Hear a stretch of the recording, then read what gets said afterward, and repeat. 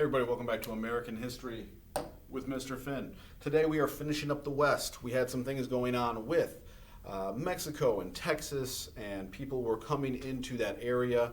Mexico had gained its independence from Spain and had this land and said, hey, come on in, people. And American citizens started to go into what is now Texas and that territory of Mexico, and just wouldn't stop coming.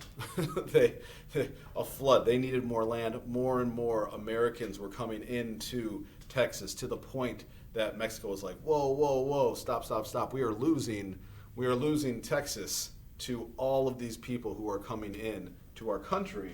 So, what is going to happen because of this? They tried to say, stop coming into our country. And the Americans continue to cross the border into Mexico illegally, and they just flood Mexico with all these people, to the point that we are going to see the Mexican government under Santa Anna, who was a Mexican dictator at the time, is going to go to Texas and militarily try to force them out. So as far as the definition goes for Santa Anna, he is going to be a Mexican dictator. So, this Mexican dictator, Santa Anna, goes into the Texas area. He is going to fight, he's going to attack, he's going to kill, he's going to do whatever he can to get these people out of Texas.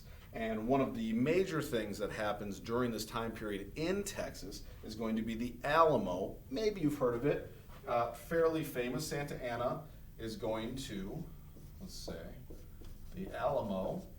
Alamo was a small old Spanish mission, a place where a mission is where like religious monks and things like that, missionaries might live in a place like that. And so that is what the Alamo is.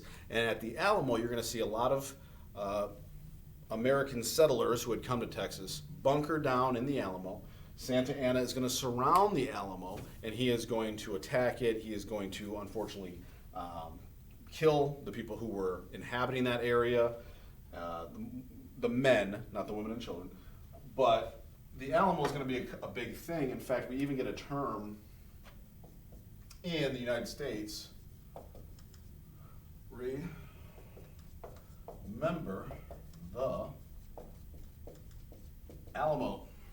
That is like the fight cry. That's like, hey, remember the Alamo. Woo, like we gotta, get justice for the Alamo. We need revenge for the Alamo. Remember the Alamo. Never forget the Alamo. And so this is our next person, Sam Houston. You might have heard the word Houston before. Sam Houston he's going to be credited with the defeat of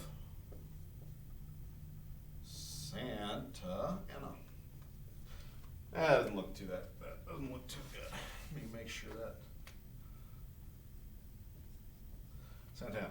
So Sam Houston is going to defeat Santa Anna a little time later, after the Alamo and Santa Anna had done some other things, but he's going to have his forces split, and the ins and outs of it aren't that important. What is important for us is that Santa Anna does have his forces split. Sam Houston's going to attack. He's going to defeat Santa Anna, and at that point, he's going to have Santa Anna recognize Texas as the Republic of Texas, meaning Texas is no longer a part of Mexico. Texas is its own entity. It is split from Mexico, and Sam Houston is the president of the Republic of Texas. What does that really mean? That means that the Republic of Texas is a new country. Seems kind of weird, right? Texas is its own country at this time. They have broken away from Mexico under Sam Houston. They have defeated Santa Anna. We have our freedom. We're not part of Mexico. However, guess what? They're not part of the United States either. They're the Republic of Texas, and they stay this way for 9 years. Texas was its own country for 9 years. That's crazy. Why was it its own country for 9 years? Most people thought immediately the United States would take it into the country, it would become a new state, but it doesn't. But this goes back to the Missouri Compromise that we talked about.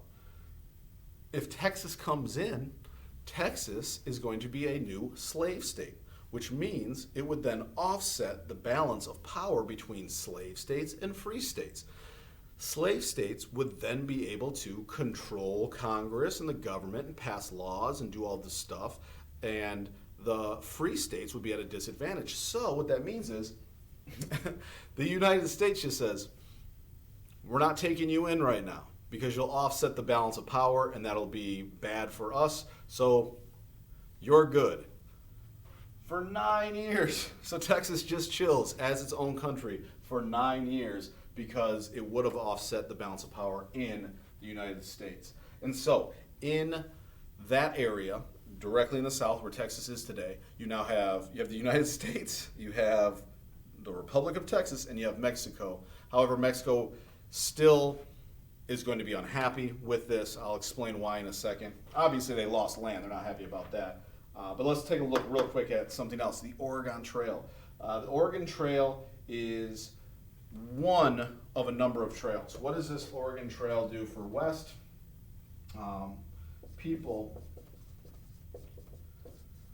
can, I'll come all the way over here.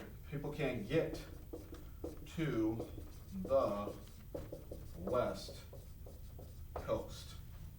That's what we were looking for. Remember Lewis and Clark, how they went up there? Now we have trails that settlers can take. There's the Oregon Trail. There's a bunch of different trails that can get you through the Rocky Mountains and the Sierra Nevada Mountains that will get you to the West Coast. And why I bring this up is this is just another example of people in the 1840s, 1850s, 1830s, 40s, and 50s. We're starting to go west, you know. There's trails to get people all the way to the west. We have Texas becoming its own country, which, as we know now, Texas will become a state. There is going to be a war with Mexico, which I'll get to in a second. And we are basically shoring up what our borders are today of the Southwest, where we are.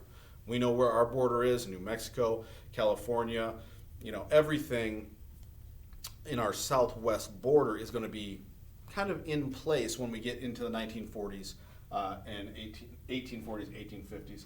One of the last things is this idea of manifest destiny. Now, why I bring this up is manifest destiny is the belief that it is our God-given right that we, the United States of America, are going to stretch all the way to the Pacific Ocean.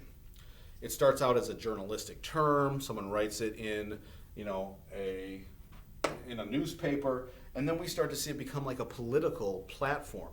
What does that mean? That means that people running for president are going to be the manifest destiny president. If you vote for me, we're going to go west. We're going to take it all over. We're going to conquer the Wild West. We're going to go all the way to the Pacific.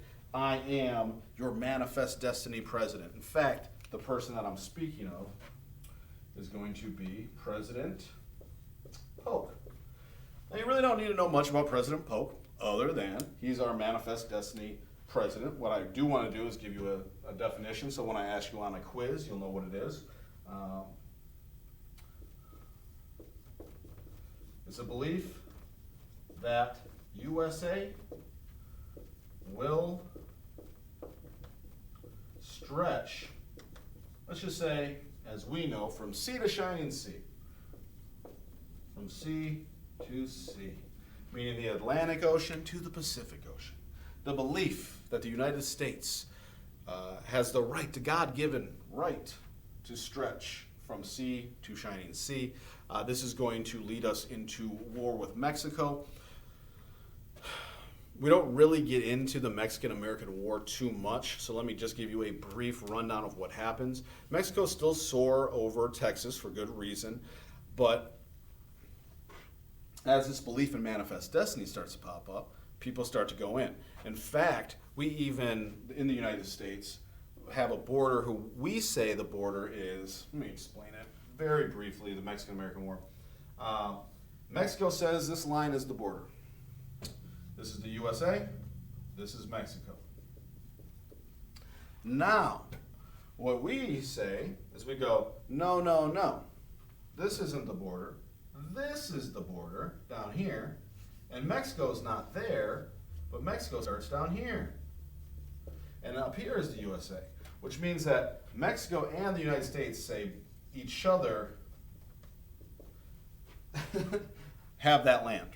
Mexico says this is the border, the United States says this is the border, so the United States and Mexico think this whole area in between is both of theirs. Mexico's like, that's ours. And the United States is like, no, that's ours. This is our border. And Mexico's like, no, this is the border. And so they have a border dispute.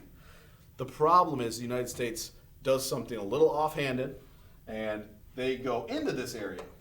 The United States military does. And so to Mexico, the military has now crossed their border. They're not allowed to do that. We can't do that now, right? Can't just take the United States military and like walk into Canada or walk into Mexico. You can't go into another country with your military. And that's what the United States does. The United States takes their military and they go, wait, this is our land. We know that the border's down here. And Mexico's like, whoa, whoa, whoa. Border's right here. You just crossed the border into our country.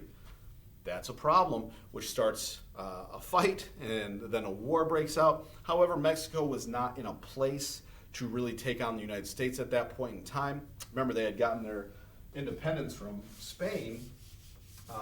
In the beginning of any new country, it's usually not in a place to fight a war. And so in this case, what's going to happen in the Mexican-American War is that the United States is going to move into the Southwest. It's going to what we call annex or take the areas of New Mexico and Arizona, all the way Southern California. Really that whole area, even going north to Colorado and things like that, was all part of Mexico, which is going to be taken by the United States of America.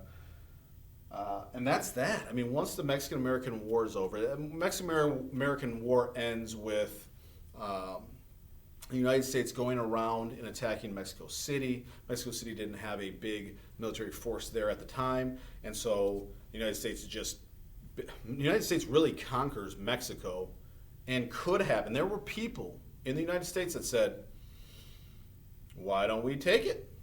We already have Mexico City. We've defeated them. Should we just take all of Mexico and all of it be the United States of America? And it did not end up happening, obviously, because Mexico is a country today. However, they could have at the time done that, but they stopped at the border where it is, and we do have our southern border at that time with the United States of America solidifying that border and allowing Mexico, hey, Mexico, you're still good, you're still a country. We have a Gadsden Purchase, which we purchased a small strip of land in southern Arizona today. But as far as the 1840s go, our southern border is set. The United States has its southern border. It has defeated Mexico. Texas gets sucked up into the United States of America in 1845.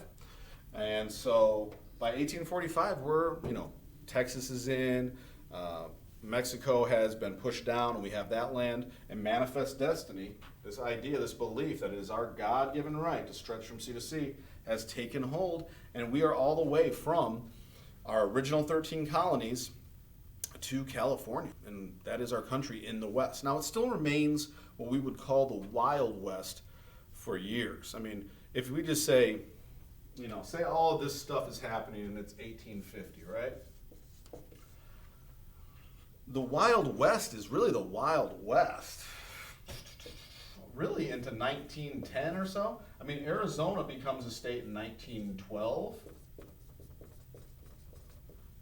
So we have a long way where the West is still territories, there's small towns, it's part of the United States, but they're territories, they're not states, and it's kind of crazy out there. That's why they call it the Wild West.